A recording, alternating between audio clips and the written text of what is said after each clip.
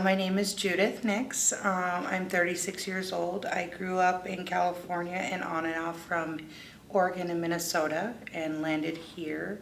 Probably when I was about 5 years old is when I started smoking marijuana, and 11 years old is when I started running the streets because my mom and my whole family was in addiction themselves. And then at 13 I was actually gang raped on these streets, and that's when my trauma and my addiction took off full force. I started using hard drugs. I dropped out of high school, yeah, that's where it took place. Was at 13 was when the hard drugs started, and I didn't stop. Around 15 years old, I was maxing out credit cards at, like Burlington Coat Factory, running for the police. What got me involved with Marion County was I got a possession charge, 2 of them actually. Officer Perez in Kaiser was the one who arrested me. I believe I almost ran into his car running from him on a little 20-inch bike. And then that's where I met Marion County law enforcement.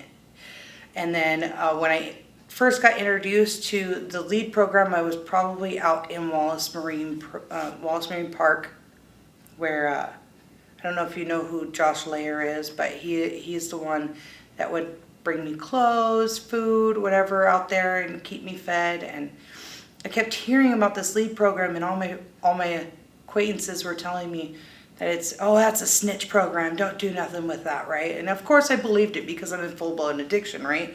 And then I started seeing the effects of other people in that program, and I'm like, well, dang it, I want that. LEAD was the most, besides my treatment, but LEAD was the most impactful. LEAD walked alongside me without judgment, and they took a chance on me, and that's where it was at for me. Before that, no one that I was aware of was taking that chance on me, right? I ended up getting an under-the-table job first, right? Because I didn't have an ID at that time to get a good paying job.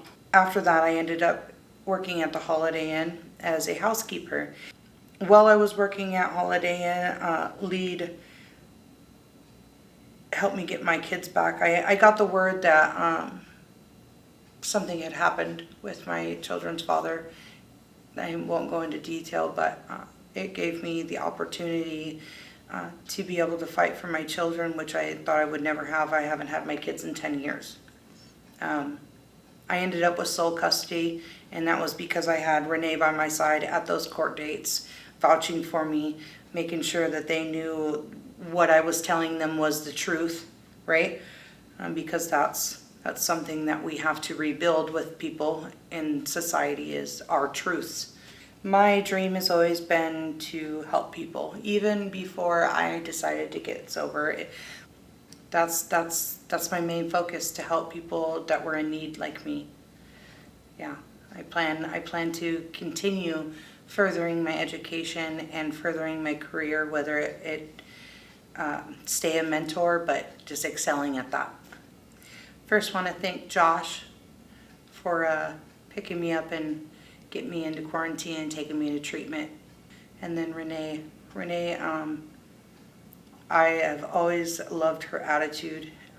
Just the way that she walked alongside me was everything I needed.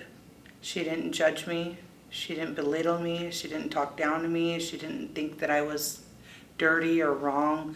She really held me up in some really tough times, and she has always been available. To the individuals that support programs like these, I would ask that you continue